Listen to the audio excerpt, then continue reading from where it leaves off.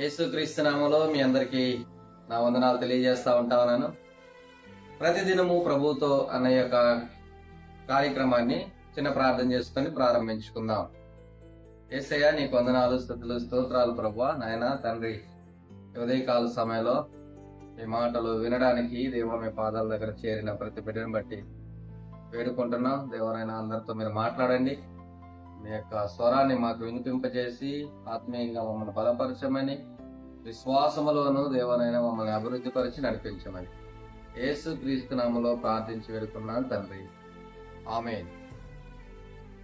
దేవుడు మన ఎడల ఎంత నమ్మదగిన వాడో, ఎంత గొప్ప దేవుడో, ఎంత కాపుదలను భద్రతను కలుగజేస్తుంటున్న దేవుడో ఈ ఉదయకాల సమయంలో మనం చూడబోతా ఉన్నాం.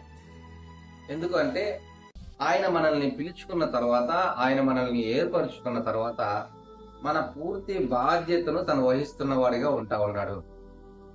మనకు పరలోకపు తండ్రిగా మన యొక్క పోషణ, మన యొక్క సంరక్షణ అంతటిని కూడా తనే పర్యవేక్షిస్తుంటున్న వాడిగా ఉంటా ఉన్నాడు.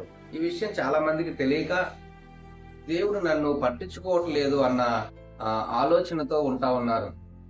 దేవుడు నన్ను వదిలేశాడు అన్న ఆలోచనతో ఉంటా ఉన్నారు.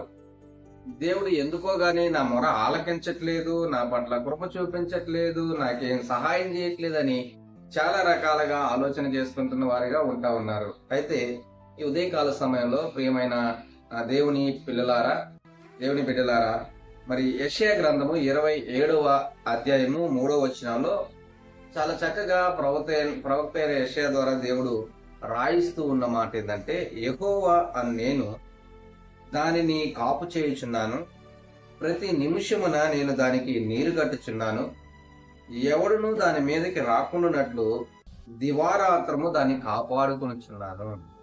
సో దేవుడు ఒక వ్యక్తిని ప్రేమించినా, ఒక పట్టణాన్ని ప్రేమించినా, దాని విషయంలో ఏ రీతిగా దేవుడు శ్రద్ధ వహిస్తా ఉంటా ఉన్నాడో, బాధ్యత వహిస్తా ఉన్నాడో మనకి ఈ యొక్క వచనాన్ని చదివితే మనకు అర్థమవుతుంది. యెహోవాను నేను దానిని కాపు కాయుచున్నాను. ఆయన కాస్తున్న దేవుడిగా ఉంటా ఉన్నాడు. దేవుడు కాపు కాయడం అంటే అది అంత ఆషామాష విషయం కాదు.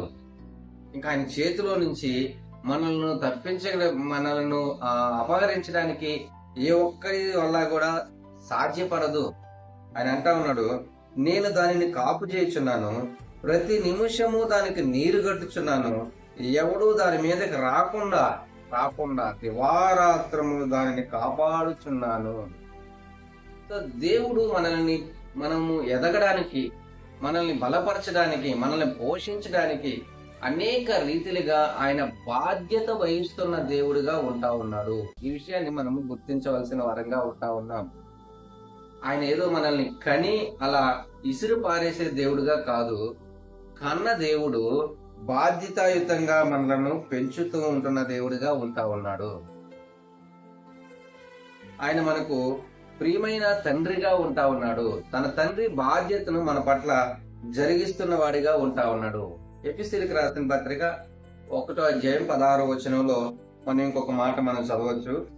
మనము తన ఎదుట పరిశుద్ధులమును నిర్దోషులమై ఉండవలెనని జగత్తు పునాది వేయబడక మునిపే ప్రేమ చేత ఆయన క్రీస్తులో మనలను ఏర్పరచుకున్నాడు. ఎంత ప్రేమ కలిగిన దేవుడు కదా. మనం ఆయన ఎదుట పరిశుద్ధులముగా ఉండాలని, నిర్దోషులముగా ఉండాలని ఎప్పుడు మనం పుట్టక ముందు మాత్రమే కాదు, అసలు ఆయన సృష్టించక ముందే, జగత్తు పునాది వేయబడక ముందే ఆయన నన్ను ఎరిగిన దేవుడిగా ఉంటున్నాడండి. ఆయన మనల్ని ఏర్పరచుకుంటున్న దేవుడిగా ఉంటా ఉన్నాడు. అలాంటప్పుడు మనల్ని ఎలా వదిలిపెడతాడు? అలాంటప్పుడు మనల్ని ఎలా విడిచిపెడతాడు? కాబట్టి ఒకవేళ ఇలాంటి ఆలోచనలతో ఉంటున్నట్లయితే, ఇలాంటి అపోహలతో ఉంటున్నట్లయితే, దేవుడు నా ప్రార్థన ఆలకించడం లేదు, ఆయన నన్ను పట్టించుకోవటం లేదు, ఆయన నన్ను వదిలేశాడు, ఇదిగో నన్ను శత్రువు చేతికి అప్పగించేశాడు, నన్ను శ్రమలకు అప్పచెప్పేశాడు, భయంకరమైన నష్టాలకి, కష్టానికి, కన్నీటికి నన్ను విడిచిపెట్టాడని ఒకవేళ ఇలాంటి ఆలోచనతో ఉన్నట్లయితే, ప్రియమైన సహోదరుడా, సహోదరి, ఈ ఆలోచన నుంచి నువ్వు పక్కకు రా. దేవుడు మనల్ని విడిచిపెట్టేవాడు కాదు. ఆయన జగత్తు పునాది వేయబడక ముందే మనల్ని ఏర్పరచుకున్న దేవుడు. మనం ఎలా ఉండాలని ఆయన ఆశపడుతున్నాడంటే, ఆయన ఎదుట పరిశుద్ధులముగాను నిర్దోషులముగాను మనం ఉండాలని ఆయన ఇష్టపడుతున్న దేవుడు. అందుకనే ఆయన మనలను కాపు కాస్తూ ఉంటా ఉన్నాడు, మనల్ని భద్రపరుస్తూ ఉంటా ఉన్నాడు. ప్రతి దినము కూడా మనం ఎదగడానికి ఏం అవసరమో వాటన్నిటిని మనకు అనుగ్రహిస్తూ దివారాత్రము ఆయన మనలను కాపాడుతూ ఉంటున్న దేవుడిగా ఉంటా ఉన్నాడు. కాబట్టి ఉదయకాల సమయంలో నీ ఆలోచనను విడిచిపెట్టి ఆయన మన ఎడల నమ్మదగిన దేవుడిగా, బాధ్యత కలిగిన దేవుడిగా ఉన్నాడన్న విషయాన్ని గుర్తిరిగి ప్రభు పాదాల దగ్గర కనిపెడుతూ, ప్రభువా నీవు నన్ను కాపాడుతున్నందుకు, నువ్వు నన్ను రక్షిస్తున్నందుకు నీకు వందనాలు ప్రభు అంటూ ముందున్న దినాలలో కూడా ఆయన మీద ఆనుకొని ఆయన యందు విశ్వాసం ఉంచి ఎదగవలసిన వారంగా, నడవలసిన వారంగా మనం ఉంటా ఉన్నాము అన్న విషయాన్ని గుర్తించవలసిందిగా ప్రభు పేరట మనం చేస్తా ఉన్నాను. చిన్న ప్రార్థన చేసుకుని దేవుడికి మనలను మనము అప్పగించుకుందాము. ప్రార్థన చేసుకుందాం. పరిశుద్ధులైన తండ్రి, మీకు వందనాలు, స్తుతులు, స్తోత్రాలు.